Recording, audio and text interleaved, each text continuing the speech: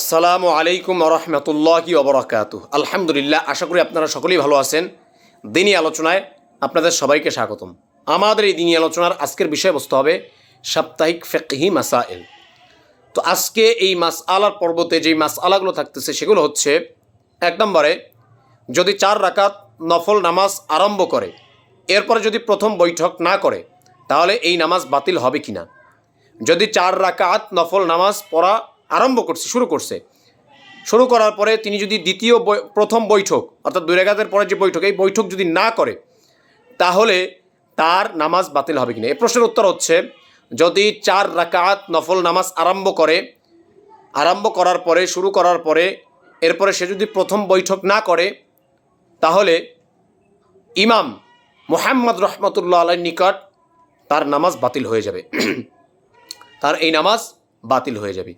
তবে শায়খাইন অর্থাৎ ইমাম আবু হানিফা ও ইমাম আবু ইউসুফ রহমতুল্লাহ আলাইহির মতে তার নামাজ বাতিল হবে না, বরং যদি ভুলক্রমে এরকমটা হয় তাহলে সহসিজদা করতে হবে।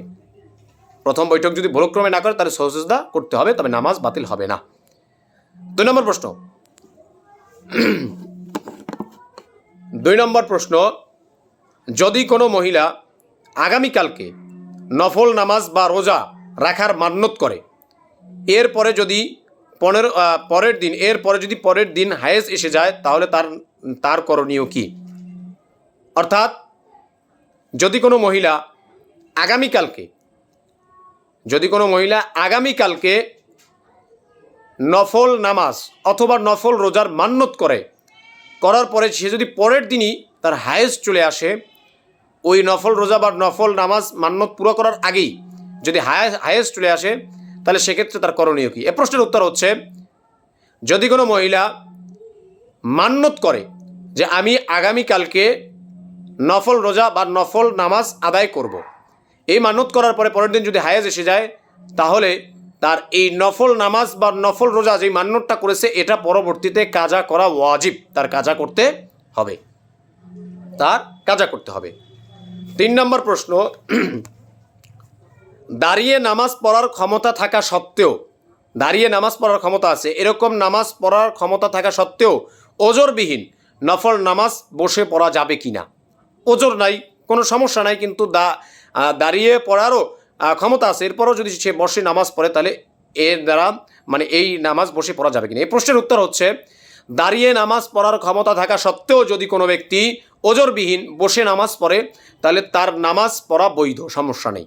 তবে বসে নামাজ পড়লে 1 গুণ সওয়াব পাওয়া যায় আর দাঁড়িয়ে নামাজ পড়লে 2 গুণ সওয়াব পাওয়া যায়। 4 নম্বর প্রশ্ন, দাঁড়িয়ে নামাজ পড়া শুরু করেছে, এই শুরু করার পর যদি বসে যায় এবং বাকি নামাজ যদি বসেই সমাপ্ত করে তাহলে তার নামাজ হবে কিনা।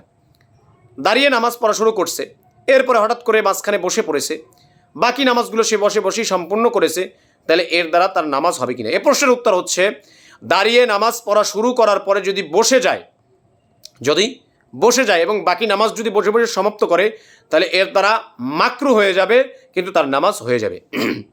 এটা করা মাকরু, তবে তার নামাজ হয়ে যাবে। হ্যাঁ, তবে যদি দুর্বলতার কারণে বসে যায় তাহলে মাকরু হবে না। 5 নম্বর প্রশ্ন, দুর্বলতার কারণে যদি কোনো ব্যক্তি নফল নামাজ দেয়ালে হেলান দিয়ে পড়ে তাহলে তার নামাজ হবে কিনা। দুর্বলতার কারণে যদি কোনো ব্যক্তি নফল নামাজ দেয়ালে হেলান দিয়ে যদি আদায় করে তাহলে তার নামাজ হবে কিনা। এই প্রশ্নের উত্তর হচ্ছে, দুর্বলতার কারণে যদি কোনো ব্যক্তি নফল নামাজ দেয়ালে হেলান দিয়ে পড়ে তাহলে এটা বৈধ আছে, এটা জায়েজ আছে, এটা সমস্যা নেই, সে পড়তে পারবে, এর দ্বারা কোনো সমস্যা নেই।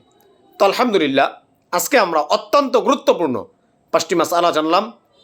আল্লাহ তাআলা আমাদের সবাইকে এই মাসালাগুলোর সঠিকটা জেনে এই মাসালাগুলোর উপরে আমল করে আমাদের জিন্দেগিটা আল্লাহ তাআলার জন্য উৎসর্গ করার তৌফিক দান করুক, আমিন।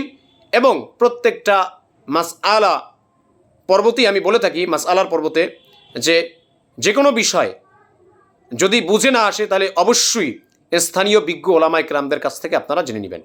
আল্লাহ তাআলা আমাদের সবাইকে বোঝার তৌফিক দান করুক, আমিন। আসসালামু আলাইকুম ওয়া রাহমাতুল্লাহি ওয়া বারাকাতুহু।